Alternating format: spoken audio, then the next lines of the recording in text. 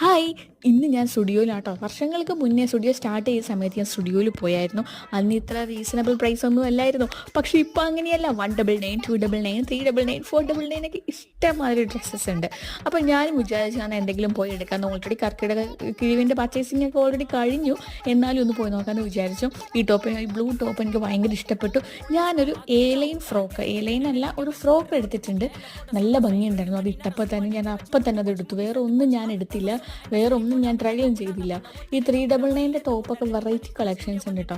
Max ആണ് എൻ്റെ സ്ഥിരം പർച്ചേസിങ് പ്ലേസ്. പക്ഷേ മാക്സിനേക്കാളും കളക്ഷൻസ് കൂടുതൽ ഞാൻ ഇവിടെ നോക്കിയിട്ട് കണ്ടു. പിന്നെ കുറേ ആക്സസറീസ് ഉണ്ട്. 49, പിന്നെ 99, 199, 149 ഒക്കെ ഉണ്ടായിരുന്നു. ഞാനൊരു ഫേസ് മാസ്ക് ഇല്ലേ, അത് വാങ്ങിച്ചായിരുന്നു.